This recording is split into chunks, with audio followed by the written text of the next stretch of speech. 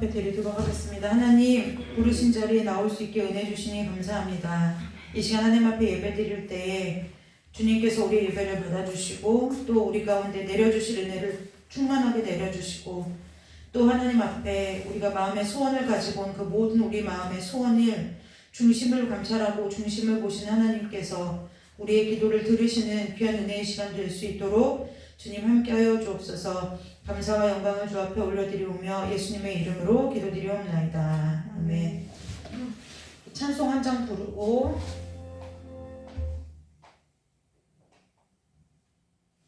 맞죠? 2천 너무 거룩하게 나와. 찬양 성부 성자 성령 성삼위일체계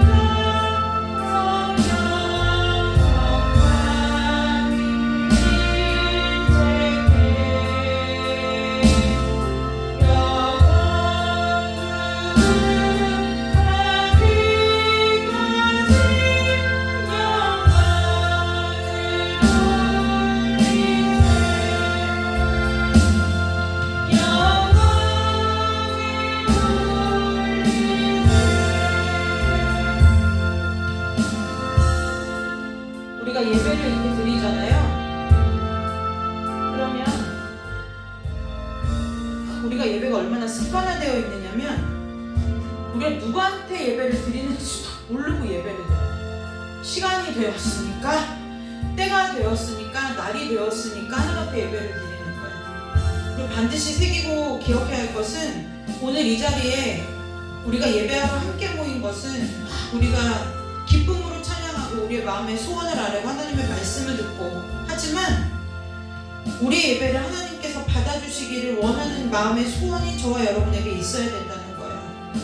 그 하나님은 홀로 그 한 분 하나님이시지만 성부, 성자, 성령, 성삼위 하나님이라는 것을 우리가 기억해야 돼요. 그래서 오늘 우리가 이 찬송을 부르면서 정말 그 성삼위 삼위일체 되신 하나님께서 이 자리에 오셔서 우리를 통해서 영광을 받으시고, 그리고 우리 가운데 하나님의 무한하심, 그리고 하나님께서 이 시간에 저와 여러분에게 각 사람에게 주실 은혜가 부어지는 시간이 되게 해달라고 찬송 부르고 잠깐 기도하고 우리 말씀 보도록 하겠습니다.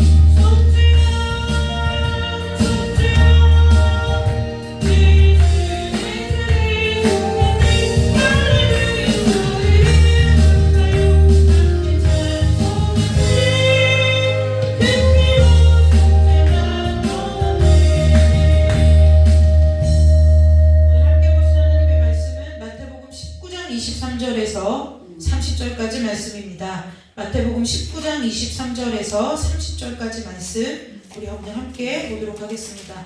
마태복음 19장 23절에서 30절까지 말씀입니다. 우리가 지난주에 송구영 신예배를 드리느라고 우리가 19장 이거 하기로 하고 못했는데요. 마태복음 19장 오늘 그래서 이어서 23절에서 30절까지 우리가 함께 보도록 하겠습니다. 마태복음 19장 23절에서 30절까지 우리가 함께 보도록 하겠습니다. 우리 합독할까요? 예수께서 제자들에게 이르시되 내가 진실로 너희에게 이르노니 부자는 천국에 들어가기가 어려우니라. 다시 너희에게 말하노니 낙타가 바늘귀로 들어가는 것이 부자가 하나님의 나라에 들어가는 것보다 쉬우니라 하시니 제자들이 듣고 몹시 놀라 이르되 그렇다면 누가 구원을 얻을 수 있으리까? 예수께서 그들을 보시며 이르시되 사람으로는 할 수 없으나 하나님으로서는 다 하실 수 있느니라. 이에 베드로가 대답하여 이르되 보소서 우리가 모든 것을 버리고 주를 따라싸운데 그런즉 우리가 무엇을 얻으리까?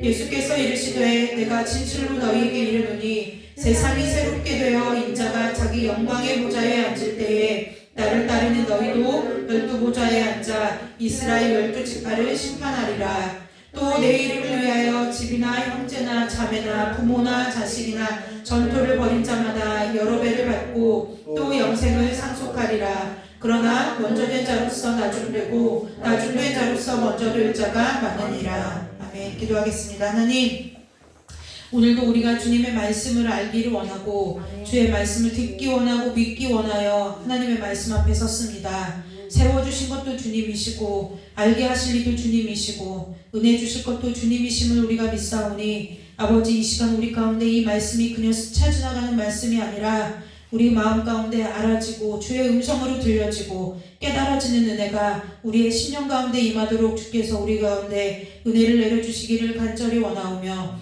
거룩하고 존귀하신 예수님의 이름으로 감사하며 기도드리옵나이다. 아멘. 우리가 지난주 한 주를 건너뛰었기 때문에요. 앞에 그 이야기, 부자 청년의 이야기를 좀 잠깐 줄거리를 살펴본다고 하면은 이 부자 청년이 예수께 왔어요. 뭐하러 왔냐면 질문이 있었죠. 내가 어떻게 하면 영생을 얻겠습니까? 라는 질문을 가지고 예수님께 왔어요. 그러니까 예수님께서 이제 그 제자 얘기하는 거죠. 그 부자 청년에게 이제 뭐라고 말씀하셨냐면은 그 계명들을 지켜라 이렇게 얘기하니까 계명 어느 계명입니까? 그러더니 다 자기가 지켰다고. 다 자기가 지켰다고. 그런데 이 모든 것을 내가 지켰사온데 아직도 무엇이 부족하니까 이렇게 물었다는 것은 무엇이냐면 이 성경의 이 원래 원문의 그 속 깊은 그 단어적 해석의 그 깊은 뜻을 보면은 이게 무슨 뜻이냐면은 이런 거예요. 내가 다 할 만큼 해봤는데요. 우리가 이제 신앙생활 하다 보면은 그럴 때가 있죠. 어떤 신앙의 어떤 문제나 벽 앞에 서 있을 때 내가 이렇게도 해보고 저렇게도 해보고 어쨌든 그동안 교회에서의 가르침대로 주변의 믿음의 선배들의 이야기들을 통해서 아는 대로 다 이렇게도 해보고 저렇게도 해봤는데 막히는 안 될 때가 있을 때 내가 뭘 어떻게 더 해야 되지요? 라는 질문을 하는 것과 마찬가지로 오늘 부자 청년이 뭐라고 얘기하느냐, 부자 청년이 무엇이라고 질문했냐면 다 지켰는데요 뭐가 부족합니까? 라고 묻는 거예요. 이 부족하니까 묻는 이 원어적인 의미의 뜻에 두 가지가 있는데요. 하나는 지금 얘기한 우리가 이렇게도 해보고 저렇게도 해봤는데 안 돼서 묻는 의미가 하나가 있고요. 또 하나는 어떤 의미가 있냐면 뭔가 했는데 개운치가 않아요. 이렇게 십계명도 율법도 지키고 계명도 지키면 자기가 분명히 이런 거죠. 이게 지금 요즘에 우리의 표현으로 보자면은 그러니까 신앙 정말 하나님이 원하시는 그 믿음을 얻기 전에 우리의 어린 신앙일 때의 모습이 지금 제가 앞서 얘기한 이런 신앙생활의 벽에 부딪혀서 이렇게도 해보고 저렇게도 해보는데도 안 되던데요 하는 이 첫 번째 모습이 있고요. 이 두 번째 뜻은 어떤 거하고 좀 굳이 예를 들자면 비슷하냐면은 우리가 지금 선교지 소식을 잘 못 듣고 있지만 우리가 이슬람교를 믿는 그 이슬람교도들이 이제 선교사님들을 만나가지고 가장 크게 하는 질문이 뭐냐면 그들이 거의 100이면 거의 대부분의 많은 그 비율로 하나님을 영접하게 되는 계기가 무엇이냐면 이런 거예요. 뭐냐면 알라가 시키는 대로 다 했다는 거예요. 했는데도 마음에 평안도 없고 그 알라가 나에게 무엇인가를 아무것도 자기에게 구원의 확증도 없고 그렇다는 거예요. 그래서 선교사님들이 복음을 전하고 예수 그리스도를 그 사람들에게 소개할 때 내가 이 부자 청년과 같이 막 율법도 그러니까 오히려 이슬람에도 이슬람교에서도 정말 이슬람 신앙이 좋은 사람들이 예수님을 믿는 거예요. 왜 믿냐면 해봤거든. 열심히 계명도 지켜보고 꾸란에 써있는 그것도 다 지켜보고 알라가 이렇게 하면 뭐 하는데 저렇게 하면 다 해봤는데도 나에게 아무 일이 일어나지 않는 거예요. 그래 그 마음에 공허함이 있다는 거예요. 이거 뭐지? 할 때는 몰라요. 왜냐면 해야 되니까. 하기에 바쁘니까. 몰라요. 그런데 그것들을 어느 정도 내가 다 지켰다고 생각했는데도 내 마음이 여전히 비어있다는 거예요. 오늘 이 부자 청년의 이 말의 의미, 아직도 무엇이 부족하니까라는 이 말의 의미가 그 두 가지 의미가 다 내포되어 있다는 거예요. 내가 모세의 율법도 지키고 내가 배운 대로 다 선지자의 강령도 지키면 내가 영생에 대한 확신이 있을 줄 알았는데 없는 거예요. 그러니까 이 예수라는 선생한테 와가지고 답을 얻을 수 있을까 해서 답을 얻으러 온 거예요. 그랬더니 예수님도 똑같이 뭐라고 얘기하냐면 그거 지켜 이렇게 얘기하는 거죠. 그럼 예수님이 오늘 이 부자 청년에게 똑같은 답을 주려고 얘기했겠느냐는 거예요. 똑같은 답을. 그 부자 청년이 이미 그것을 다 지키고 살아가는 줄을 몰라서 예수님 똑같은 답을 주셨겠느냐는 거예요. 예수님이 신기하죠?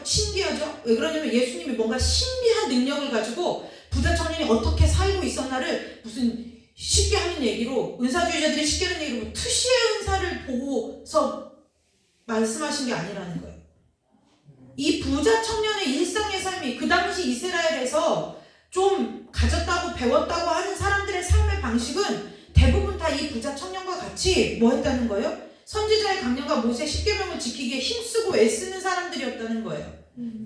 그러니까 너 알고 배워서 지켰지 않느냐? 그러니까 뭐예요? 예수님도 뭔가 질문을 딱 던질 때 우리가 정말 몰라서 질문을 던지는 것과 뭔가 내가 질문하는 사람이 질문의 의도를 가지고 질문을 던질 때 받는 사람은 느낌이 다르죠.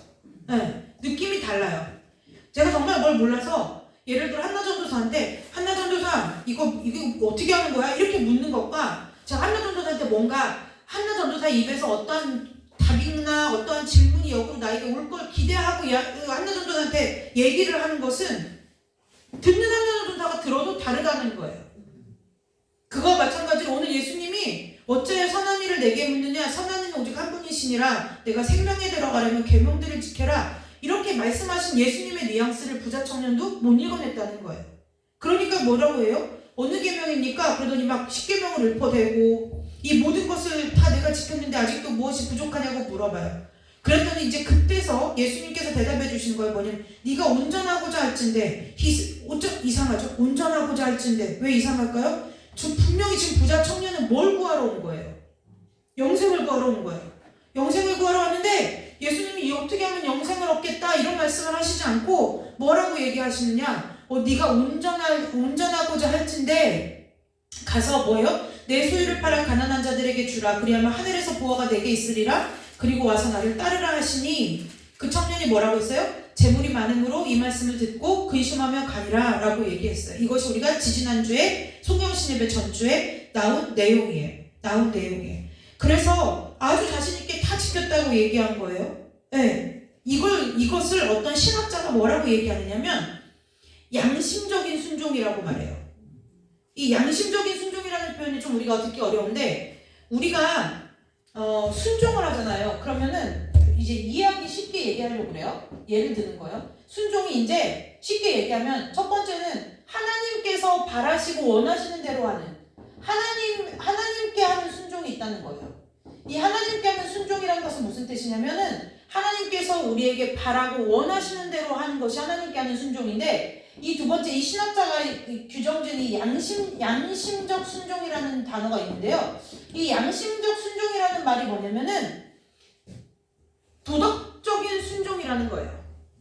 도덕적인 순종이라는 거예요. 그러니까 예를 들면 이런 거죠. 사람의 우리가 하나님의 법을 굳이 들지 않아도 사람의 도리로 당연한 거 아니야? 이런 거예요. 내가 사람이라면 예를 들면 이런 거죠. 제가 이제 엄마잖아요. 근데 제가 엄마인데 엄마니까 엄마의 역할을 감당할 수도 있어요.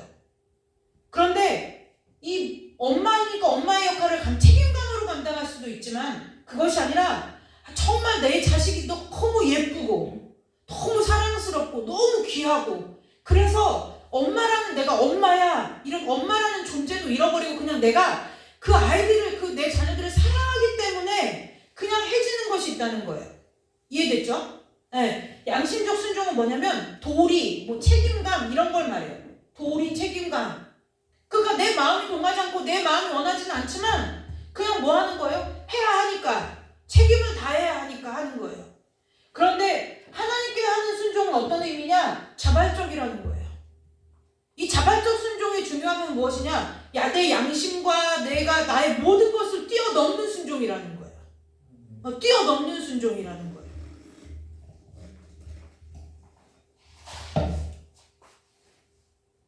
그래서 이 순종에 있어서 이 부자 청년이 한 것은 뭐냐? 양심적 순종이라는 거예요. 굳이 표현을 빌리자면. 뭐예요? 내가 하나님이 택하신 이스라엘 백성으로 태어나서 배운 사람으로서 이 정도는 해야 이걸 지키는 것이 당연하구나. 어려서부터 학습돼서 여러분 똑같잖아요. 우리가 아이들을 보지, 우리 선영이도 있고 또 이제 누구의 은상이도 있고 이렇게 어린 아이들이 있잖아요. 주아도 있고 있는데 그 아이들을 우리가 직접 양육하진 않아도 우리가 옆에서 보면은 어려서부터 다 단계를 거치게 하잖아요. 막 우유를 젖을 줬다가 분유를 먹였다가 이제 단계가 되면 이유식을 다 뭐 하는 거예요? 가르쳐요. 왜요? 아이들이 그렇게 가르치는 대로 성장하기 때문에 그래요. 그것처럼 이 부자 청년도 어려서부터 회당 가가지고 들은 얘기가 뭐예요? 하나님의 명령은 지켜야 된다. 그래서 뭐예요? 왜 지켜야 되는지도 모르고, 왜 이유도 모르고, 목적도 모르고, 그냥 뭐예요? 하라니까 했던 거예요. 그래서 하라니까 하는 순종이 양심적 순종에 가까워요. 네, 양심적 순종에 가까워요. 그래도 우리가 이 양심적 순종에 왜 신앙생활 하다 보면 이것이 귀하지 않다 그 얘기하는 게 아니에요. 이거 반드시 모든 사람에게 이 과정이 있어요. 이 양심적 순종을 하다 보면 이제 벽에 부딪히는 거예요. 하나님이 순종하면 복 주신다고 했는데, 하나님이 순종하면 내 앞길이 평탄케 하신다고 했는데, 펼쳐지는 내 삶하고는 다른 거예요. 그런 한계에 부딪히는 거예요. 뭔가 이상해요.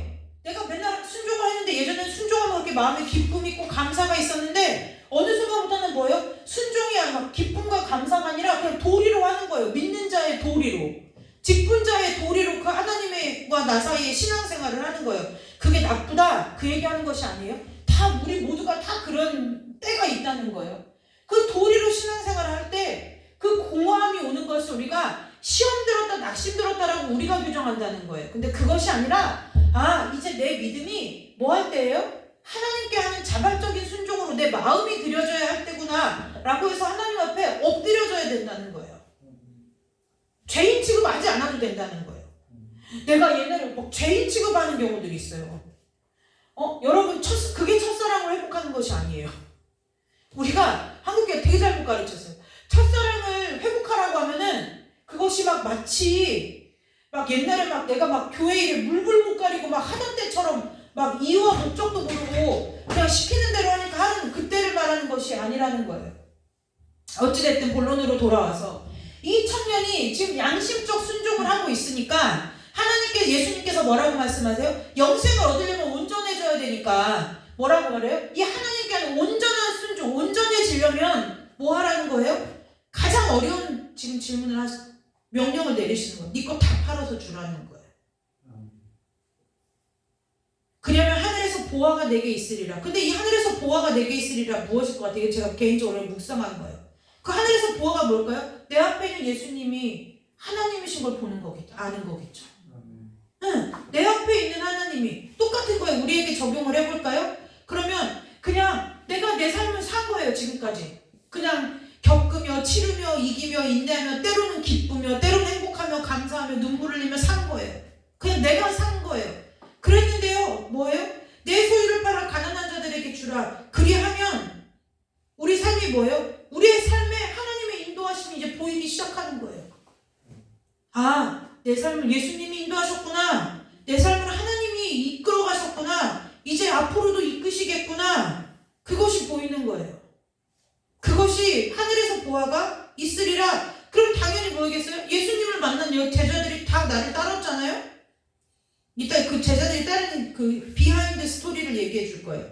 하늘에서 보화가 내게 있으리라. 그리고 뭐예요? 그 예수님이 정말 예수님인 걸 알면 우리가 우물가에 있는 사마리아 여인이 예수님이 그분인 줄 알 때 뭐 했어요? 물동이 제쳐두고 마을로 갔잖아요.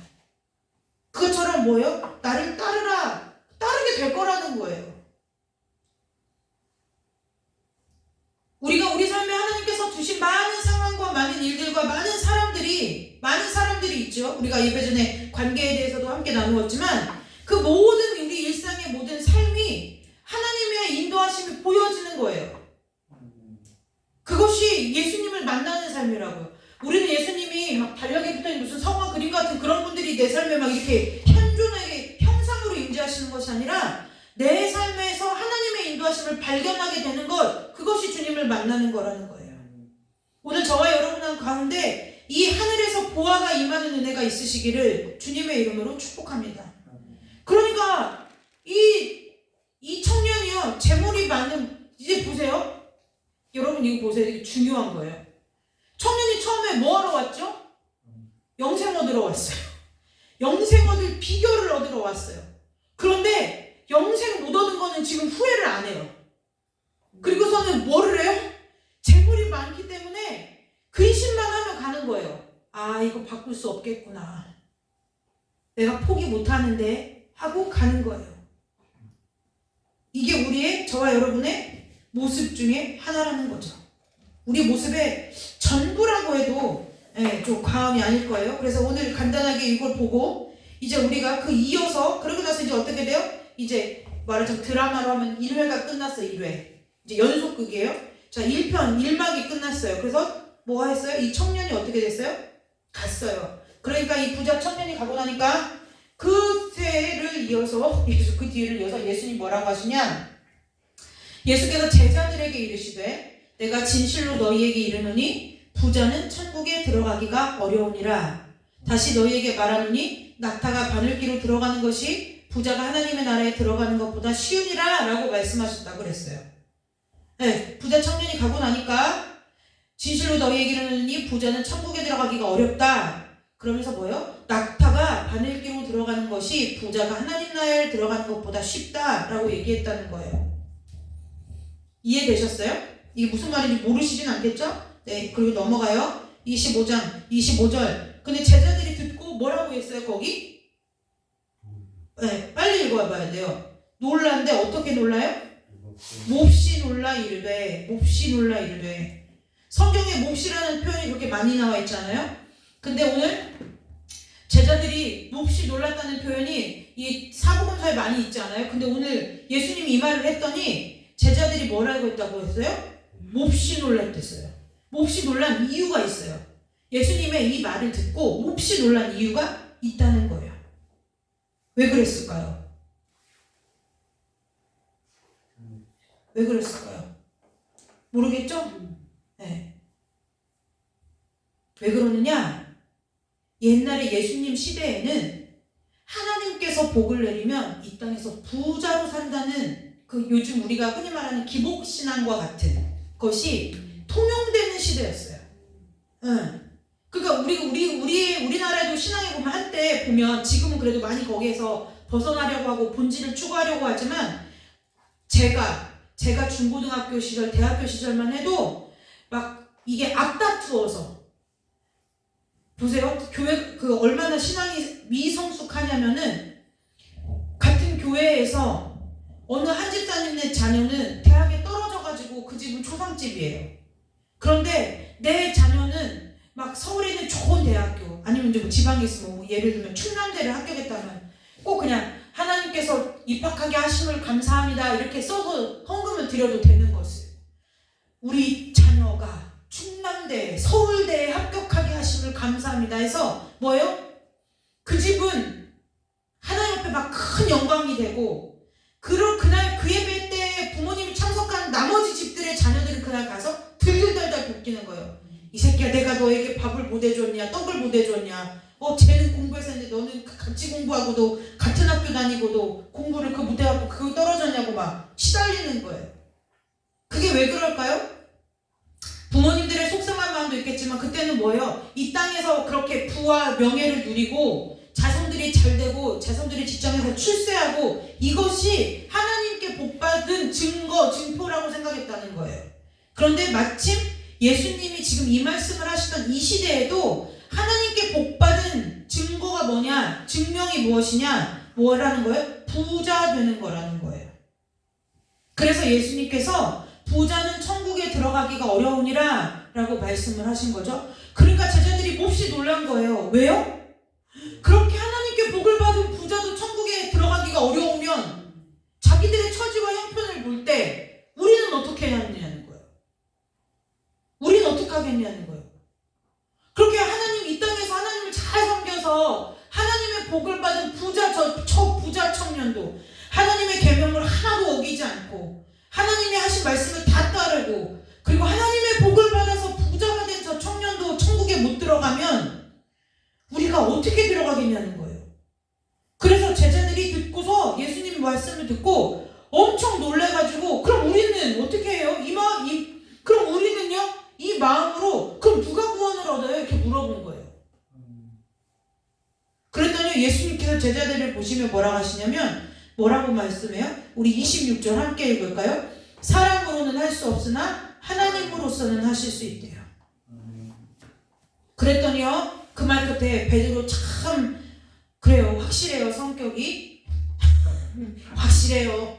그 말 끝에 기회를 놓치지 않고 그 말 끝에 예수님의 제자가 다 있는데 베드로가 대답하여 이르되 보소서 우리가 모든 것을 버리고 주를 따라 싸운데 그런즉 우리가 무엇을 얻으리까? 라고 예수님에게 물어봐요. 예수님에게 묻는 거예요. 베드로의 마음이 이해가 되세요? 그러니까요 이 베드로는 예수님의 말귀를 알아들은 거예요? 못 알아들은 거예요? 못 알아들은 거예요. 못 알아들은 거예요. 그러니까 그러니까 뭐예요? 못 알아들으니까 예수님이한테 이렇게 질문을 하는 거예요. 상황은 정반대죠. 부자 청년은 다 가졌고 예수님 하나님의 계명을 다 지켰어요. 베드로는 가진 것을 다 버려두고 예수님을 쫓았어요. 뭐요? 가장 부자인 사람과 가장 가난한 사람이 똑같이 예수님한테 질문하는 질문의 핵심은 둘 다 예수님의 마음을 말귀를 알아듣지 못하고 정확하게 빗나간다는 거예요. 똑같아요. 제자 부자 청년도 마찬가지고 베드로도 마찬가지고 예수님에 대해서 예수님과 함께하는 이 삶에 대해서 무엇으로 봤어요? 이 땅에서의 세상적인 가치로 판단했다는 거예요. 예수님의 제자가 된 이유도 예수님이 능력이 좋아서 예수님이 하시는 것을 가만히 보아하니 저분 따라다니면 떡국물 좀 떨어지겠어. 이것 때문에 베드로도 예수님을 쫓아다녔던 거고 부자 청년도 뭐예요? 내가 할 수 있는 걸 다 해봤는데도 영생을 못 얻으니 혹시 예수라는 사람한테 가서 구하면 좀 내가 가진 걸 조금 돈 얼마를 주고서라도 살 수 있을까 싶어서 왔는데 못 얻고 간다는 거예요. 오늘 베드로가 그렇게 얘기했어요. 28절에 볼까요? 예수께서 이르시되 내가 진실로 너희에게 이르노니 세상이 새롭게 되어 인자가 자기 영광의 보좌에 앉을 때에 나를 따르는 너희도 12보좌에 앉아 이스라엘 12지파를 심판하리라. 이게 무슨 뜻일 것 같아요? 또 여러분 이거 잘 들으세요. 이거 많이 들어봤죠? 또 내 이름을 위하여 집이나 형제나 자매나 부모나 자식이나 전토를 벌인 자마다 여러 배를 받고 또 영생을 상속하리라. 그러나 먼저 된 자로서 나중되고 나중된 자로서 먼저 된 자가 많으리라. 오늘 우리가 함께 읽은 말씀이 여기까지죠. 여기까지예요. 그런데 우리가 26절에 보면은 예수님께서 말씀하시는 사람으로는 할 수 없으나 하나님으로서는 다 하실 수 있는 일이라. 이게 답이라는 거예요. 우리로는 할 수 없다는 거예요. 우리의 그 어떠한 것으로는. 그러면 우리가 반대로 생각할 거 아니에요. 부자가 천국에 들어가는 게 낙타가 바늘기로 들어가는 것보다 어렵다. 그리고 옛날에 저 어렸을 때는 우리나라에 이 성경적 지식이 많지 않을 때는요. 저 어렸을 때 이렇게 설교하는 그 분강사 목사님들도 있었어요. 그러니까 가난한 자들 보고 슬퍼하지 말아라. 네, 그게 한참 위로해준다고 하는 말이었어요. 여러분 지금 힘드시죠? 가난하시죠? 어렵죠? 슬퍼하지 마세요. 그러면 부자가 하나님 나라 들어가기보다 여러분들이 들어가기가 쉬워요. 농담반 진담반으로 그렇게 말씀하는 부흥강사 목사님들이 꽤 있었어요. 저 어렸을 때만 해도. 근데 지금 이 얘기는 그 얘기를 하는 것이 아니라는 거예요. 그러니까 부자는 다 못 들어가고 가난한 사람은 다 들어가냐? 그 얘기를 하는 것이 아니에요. 그럼 우리의 구원이 조건이 되는 거잖아요. 조건이 되겠죠. 이 말씀을 문자 그대로 해석하면 뭐예요? 부자는 이제 다 어떻게 돼요? 죽을 때 자녀들에게 유산도 상속도 못 해주고 집도 못 물려주고 다 뭐 해야 돼요? 교회에다가 바치고 가야 되는 거예요. 문자대로만 해석하면. 뭐 하려면은요? 구원, 영생 얻으려면. 오늘 이 말씀은 그 얘기가 아니라는 거예요. 부자가 왜 천국에 들어가기가 어려워요? 부자는 천국에 들어가기가 어렵대요. 오늘 보셨잖아요. 이 청년, 부자 청년이 대표적인 예라는 거예요. 나의 그 어떠한 것을 다 포기하고도 예수의 생명이 내 모든 것을 다 포기하고도 귀하다고 여겨질 마음이 우리 가운데 없다는 거예요. 그러면 반대로 내가 가진 것이 없으면 하나님을 의지하는 사람이냐? 그것도 아니라는 걸 베드로를 통해서 보여주는 거예요. 우리의 필요를 구할 수 있죠. 내가 가난하니까 누구한테 돈을 빌리려고 하는데 돈을 빌려주겠어요. 아니면 뭐 누가 어디서 거저 옷 한 벌을 주겠어요. 식량을 갖다 주겠어요. 뭘 하겠어요? 우리의 필요를 따라 하나님 앞에 구할 수는 있다는 거예요. 오늘 베드로가 그렇잖아요. 반대로 이상하잖아요. 부자 청년이 못할 것 같으면 그럼 그 반대되는 가난한 베드로는 분명히 이것에 대한 확증이 영생을 얻은 확신이 있어야 될 텐데 그렇지 않고 뭐래요? 무엇을 얻겠냐고 묻는 거예요.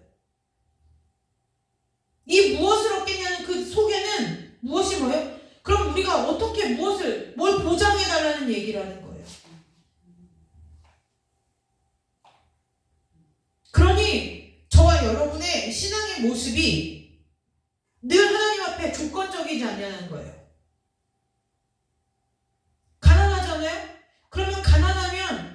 우리가 주여 나를 구원하소서 얘기해요. 그러나 우리의 구원, 주님께서 나를 구원하시는 그 구원이 환경 가운데서의 구원이지 구원을 얘기하는 거 아니냐는 거예요. 정말 그 안에서 내가 하나님 어떠한 상황 가운데 처하든 사도 바울이 고백한 것처럼 일체의 비결을 배웠다는 것은 그 모든 상황을 초월하는 하나님의 생명이 내 안에 있다 그 얘기예요. 돌을 닦았다 이런 이야기가 아니라 어떠한 상황 가운데도 상황보다 크신 하나님을 믿는 믿음이 내 안에 있다 그 얘기예요. 근데 우리가 그러면 부자가 오기가 어려우니까 가난한 사람은 다 갈까요? 그렇지 않아요.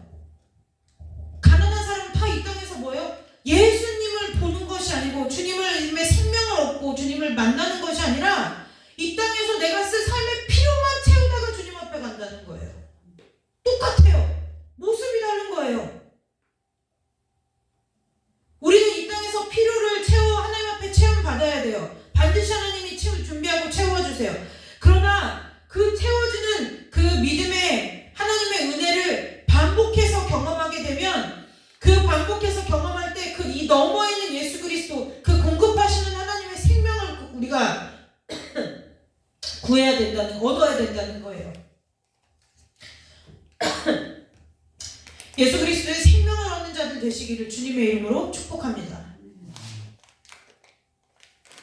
그래서 뭐라고 얘기해요? 예수님이 베드로의 질문에 정확하게 말씀해 주시는 거야. 네가 모든 것을 버리고 나를 따를 때 얻기를 원하는 그것이 아니라 내가 진실로 너희에게 이르니 뭐라고요? 세상이 새롭게 되어 인자가 자기 영광의 보좌에 앉을 때에 나를 따르는 너희도 12보좌에 앉아 이스라엘 12지파를 심판하리라 그랬어요. 이 말에 다 들어있잖아요. 예수님이 우리 하신 말씀만 잘 들어보니까 베드로가 머리가 썩 좋지는 않았던 것 같아요. 예수님이 베드로에게 앉아서 뭐라고 하냐면 야 베드로야 너 진짜 말해줄게. 잘 들어봐. 세상이 새롭게 돼서 인자가 자기 영광의 보좌에 앉을 때가 있어. 그때가 됐을 때 나를 따르는 너희도 12보좌에 앉아서 심판하게 된다? 근데 여러분 보세요.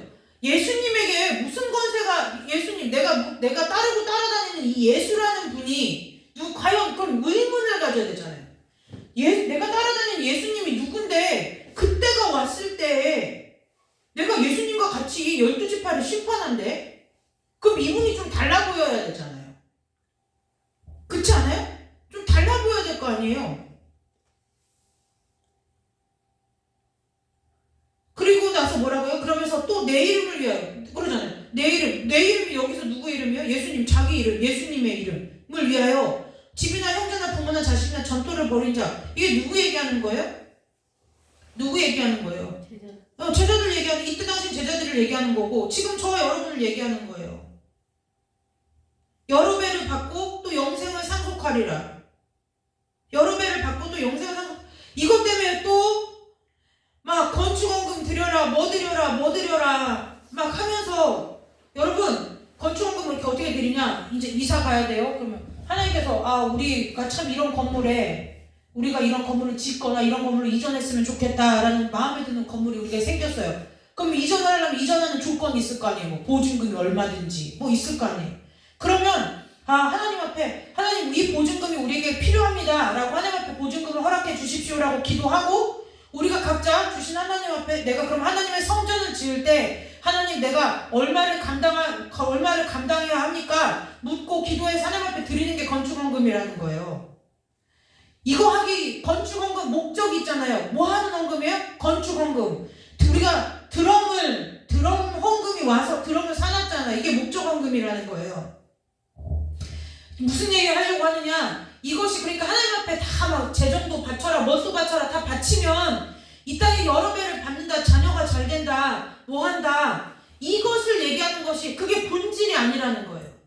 행여나 그 복을 받더라도 그건 어디까지나 뭐 한 거예요?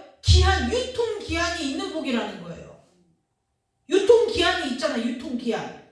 언제까지 유통기한이에요? 내가 천국 갈 때까지만이 유통기한인 거예요. 돈도 마찬가지예요. 여러분 하나님 앞에 물질을 심으십시오. 하나님 물질을 30배, 60배, 100배의 결실로 나게 하십니다. 그 여러분 물질을 많이 받았어요? 이제 나이가 먹잖아요? 점점 나이가 먹어가요? 그러면은 입맛에 땡기는 음식도 줄어들고요. 그 다음에 뭐요? 사 입을 옷도 줄어들고요. 그래서 돈 있으면 할 수 있는 일이 무엇이냐? 자식들한테 물려주거나 손주들한테 용돈 주거나 아니면 내가 병원 갈 때 그냥 조금 더 좋은 병원에 갈 수 있는 정도밖에 없다는 거예요. 그래서 이 땅에서 받는 모든 복은 유통기한이 있기 때문에 그것이 전부라고 할 수 없고 진짜라고 할 수 없다는 거예요. 그러니까 그분들의 말을 듣고 헌금 내지 말아라. 지금 그 얘기를 하는 것이 아니라 그렇게 하면 하나님께서 당연히 여러분들이 하나님께서 당연히 갖고 왔니? 이게 아버지의 마음이 아니죠. 내가 너희들의 수고를 안다. 너희들의 땀을 안다. 너희들이 얼마나 이것을 벌기 위해서 세상 가운데 나가서 치열하게 싸우고 치열하게 자존심을 짓밟히고 마음의 상처를 입으면서 피 묻은 것과 같은. 그래서 제가 봉헌 기도할 때 이걸 제물로 받지 말고 마음으로 받아달라고 하는 거예요. 그래서 제물과 같이 드려진 그것을 내가 안다. 그러니 내가 제물을 너희들이 나에게 제물로 바친 이 재정에 뭐예요? 재정에 담긴 너희들의 것을 불로 응답하시듯이 아브라함이 사기를 쪼갤 때 불로 지나가잖아요. 불이 창세기에 보면 지나가잖아요. 그것처럼 내가 너희들이 하나님 앞 나한테 가져온 이 재물을 받았다는 믿음의 확증으로 내가 너희에게 이 땅에서의 복을 줄 수는 있어요. 받아요. 하나님이 분명히 주셔요. 그러나 그것이 전부가 아니라 이 땅 전부가 아니고 본질이 아니라는 거예요. 그래서 그 복 받고 나 복 받았네 하면서 미끄러지는 사람들이 부지기수로 많다는 거예요. 아니 그 복 받았으면 하나님 배신하지 않아야 되는 거 아니에요? 근데 그 복은 유통기한이 있는 복이기 때문에 내 마음의 기쁨도 세상이 갖다 주는 것 같이 똑같이 유통기한이 있는 기쁨이라는 거예요. 그 너머에 그 복을 주시는 그 너머에 하나님의 그 마음, 하나님 나한테 응답의 확증으로 나한테 이걸 주신 거구나 라는 그 하나님의 마음이 보여야 우리의 안에 정말 하나님으로 인한 기쁨과 감사가 나온다는 거예요. 공급해 주셔서 감사가 아니라 하나님으로 인하여 난 여호와로 인하여 즐거워하리라는 그 하박국 선지자의 그 고백, 외양 우리의 양떼가 없으면 외양간 송아지 없어도 여호와로 인하여 즐거워한다는 것이 진짜 내가 형편과 환경상 가난해지고 가진 것이 없어도 하나님을 기뻐할 만큼의 그 기쁨, 그것도 되지만 그 고백도 있겠지만 그 너머에 하나님을 보는 그 은혜가 우리 가운데 있어야 된다는 거예요. 그래서 뭐예요? 여러 배를 받고 또 영생을 상속하리라 라고 주님께서 약속하시는 거예요.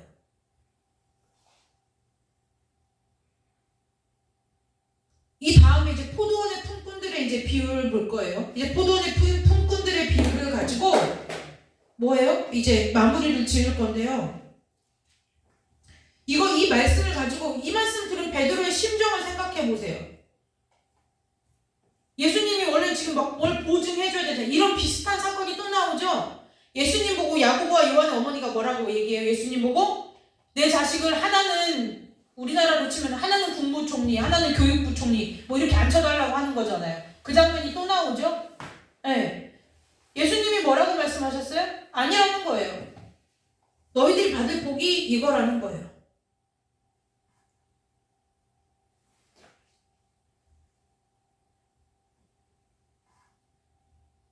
저 여러분의 신앙이 지금 우리의 형편이 부자이냐 가난하냐 그것이 중요한 게 아니라 오늘 함께 나눈 이 말씀처럼 부자 청년이나 가난한 베드로나 예수님을 똑같은 모습으로 보고 있다는 거예요.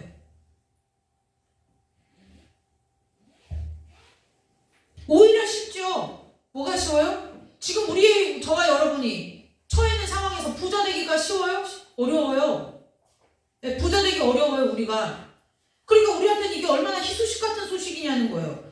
가난하면 천국 갈 수 있어? 그럼 이게 얼마나 은혜냐는 거예요. 그런데 성경이 그 얘기를 하는 것이 아니라는 거예요.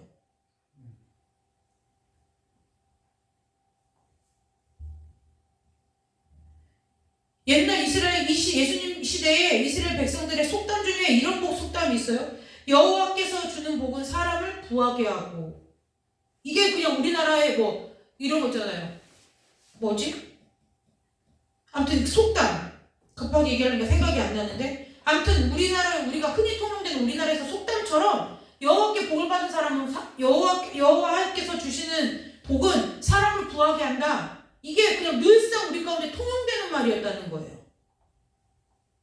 그러니까 당연히 12 제자들이 볼 때 그 부자 청년들은 당연히 뭐한 사람이에요? 하나님 앞에 복 받은 사람이죠. 그런데 예수님이 그러니까 베드로도 그 부자 청년도 아니라는 거예요. 그러니 제자들이 그런 거죠. 그래서 결론적으로 하신 그 말씀이 뭐예요? 사람으로 할 수 없으나 하나님으로 하실 수 있다는 거예요.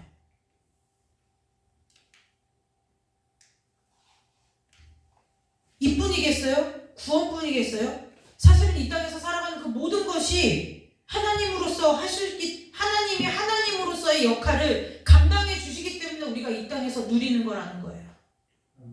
하나님 우리에게 호흡 주시지 않으면요. 네, 끝나는 거예요. 간단해요. 호흡만 안 주셔도 끝나요. 아무리 의술이 발달하고 뭐해도 오죽하면 의사들이 골든타임이라는 말을 쓰겠어요? 그 시간이면 산다 이 얘기가, 골든타임의 뜻은 그 시간이면 사람이 100% 다 산다 그 얘기가 아니에요. 뭐냐면 골든타임 안에 가야만 그래도 뭐예요? 그 생명을 건지기 위해서 의사로서 어떠한 일이라도 해볼 수 있다는 얘기라는 거예요.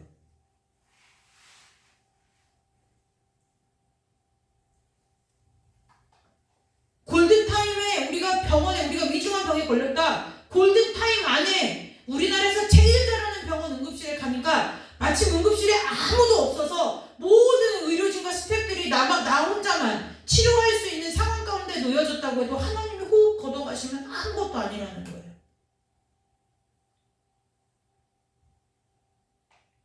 그 하나님이 저와 여러분의 하나님 되는 은혜가 있으시기를 주님의 이름으로 축복합니다.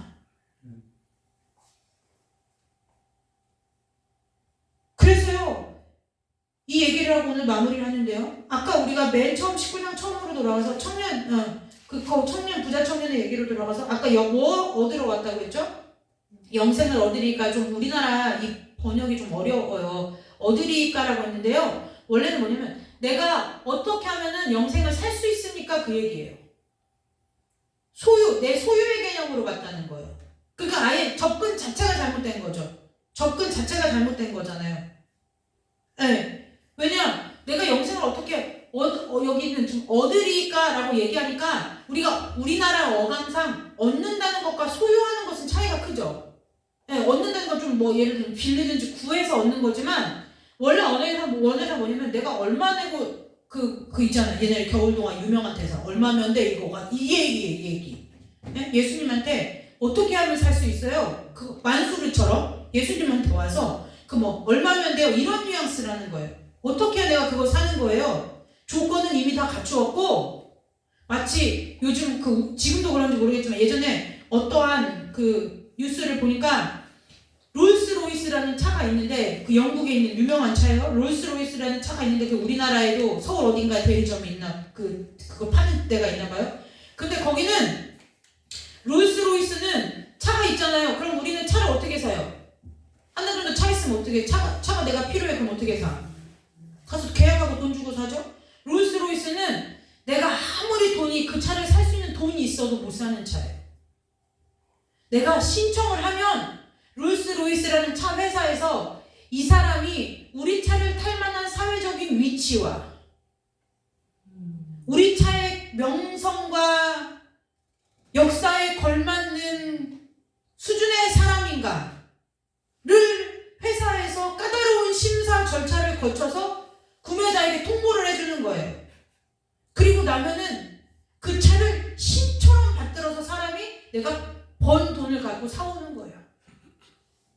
그게 사오는 거예요.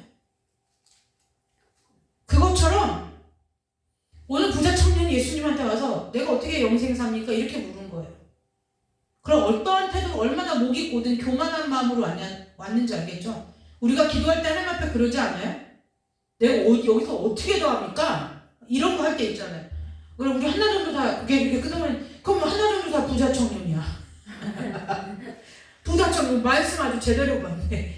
우리가 하나님 앞에 그럴 때가 있어요.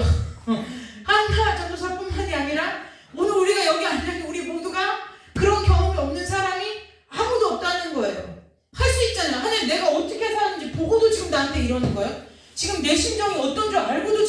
이러는 거예요?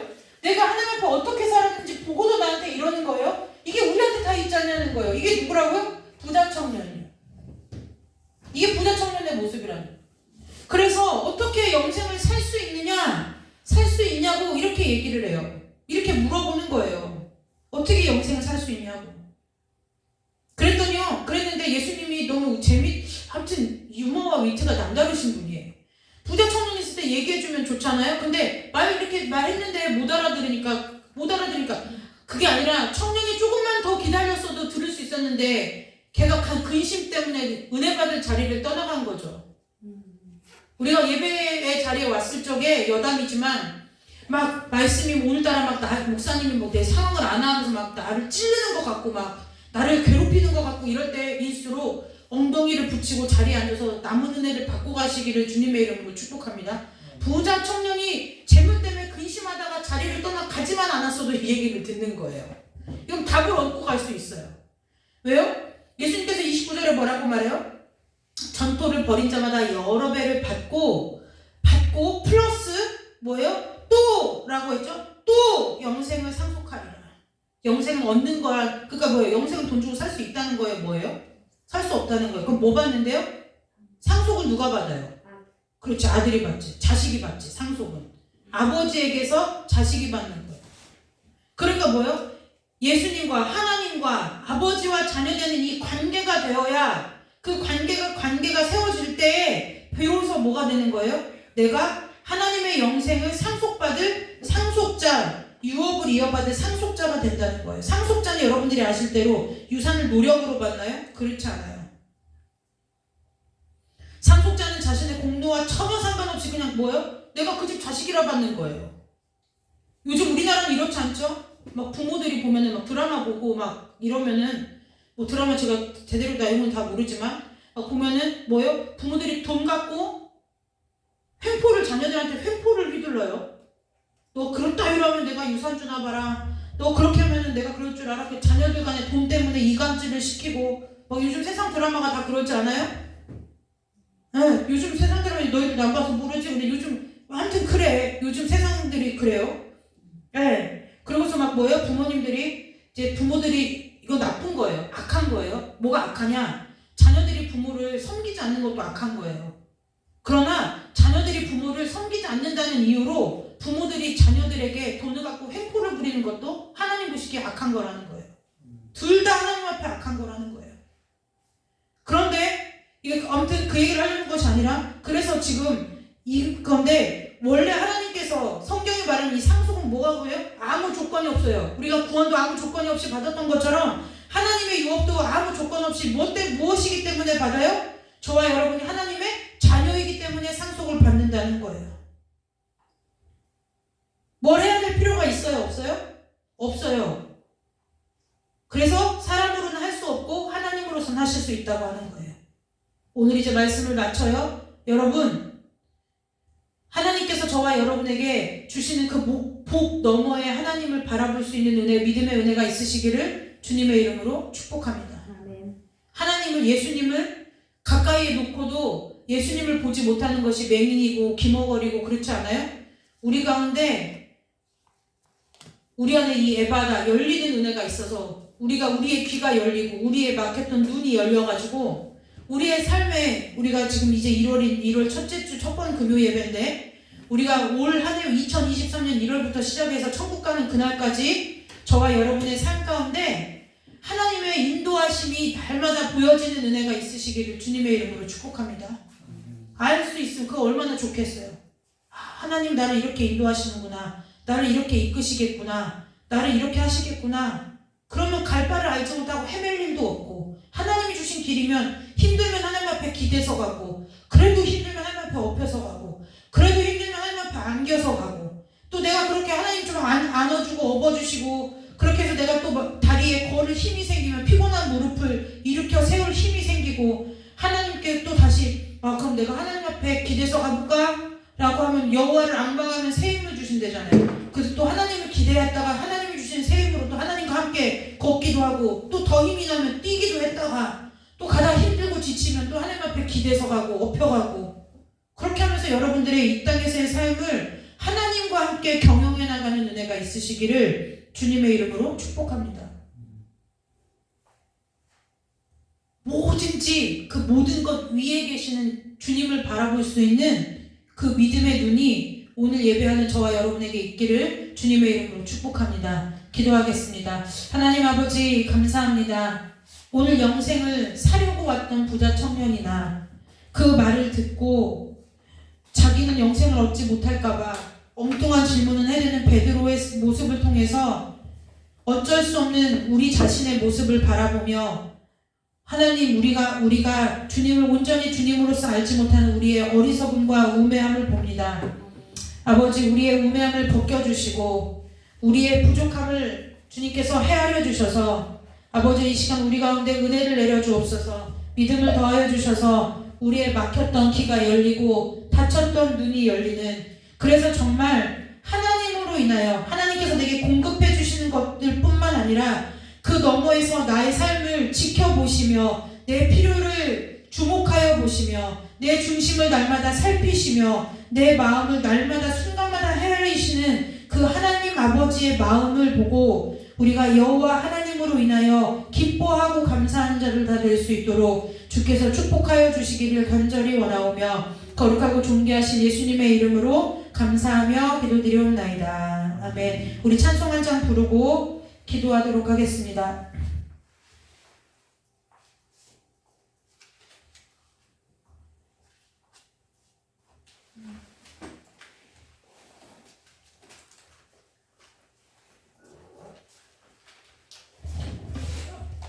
이쪽으로 안 펴버릇해가지고 자, 우리 찬송 부르고 기도하고 헌금 기도하고 돌아가도록 하겠습니다.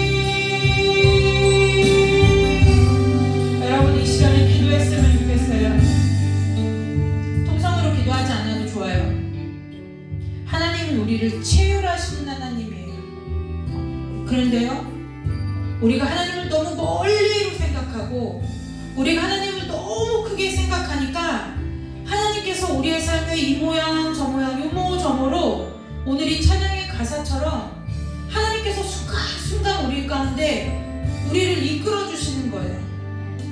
왜요? 하나님의 자녀인 우리가 하나님을 너무 멀리 느낄까 봐요.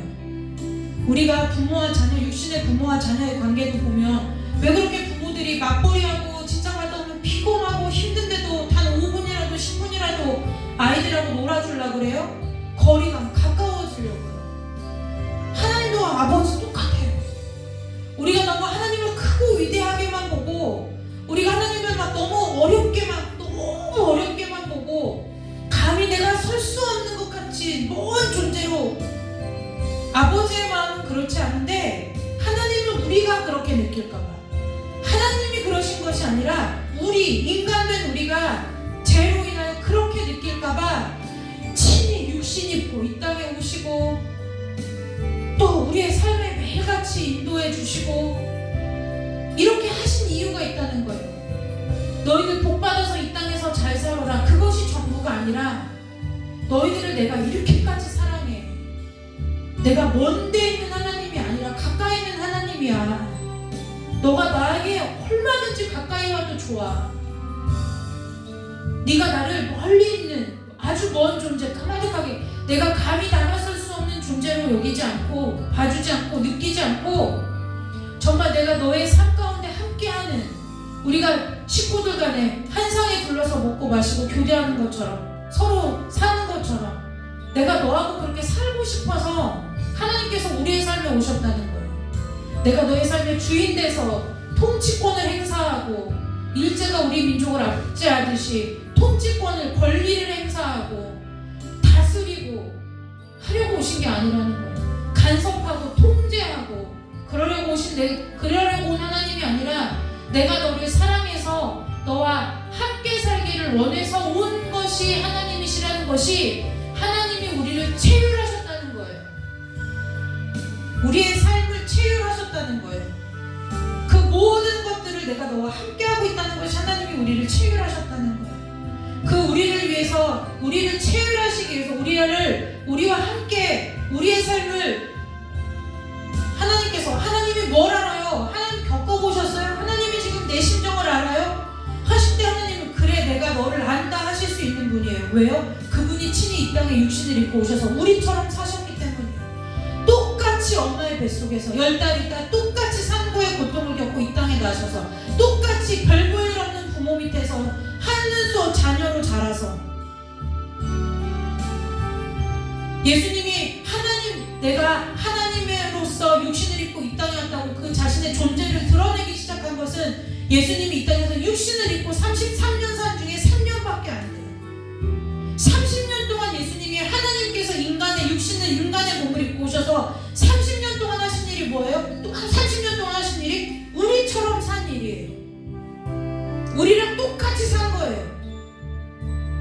가장 낮고 낮은 부모 밑에서 태어난 그냥 우리처럼 평범한 사람. 왕족으로 태어났으면 왕이니까 누려봤으니까 그렇게 하죠. 그래서 솔로몬처럼 태어난 것도 아니에요. 똑같이 누구처럼요? 그냥 저와 여러분처럼 그렇게 30년을 사신 거예요.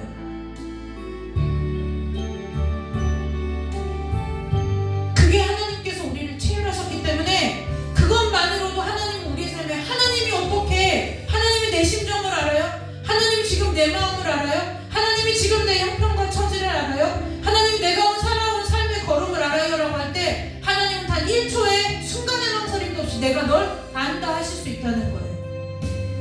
이게 체휼하신 하나님의 사랑이에요. 오늘 이 시간에 우리가 이 하나님 앞에 기도했으면 좋겠어요. 하나님, 내가 하나님의 유혹을 받을 상속자인데요, 내가 하나님의 유혹을 받을 상속자면 내가 내 아버지를 알아야 되지 않습니까?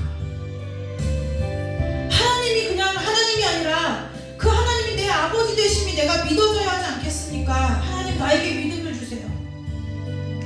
공급하실 것을 믿습니다. 이 하나님, 이거 나 이제 알고요, 그걸 뛰어넘어 정말 하나님이 내 아버지이심을 아는 은혜가 있게 해달라고 오늘 이 시간에 함께 나눈 말씀을 묵상하면서 우리가 잠깐 기도하고 되어진 헌금 위에 기도하고 돌아가도록 하겠습니다. 기도하겠습니다. 하나님 아버지, 이 시간에 우리 가운데 은혜를 허락하여 주옵소서. 아버지, 사랑 우리 가운데 부흥받는 은혜가 있게 하여 주옵소서.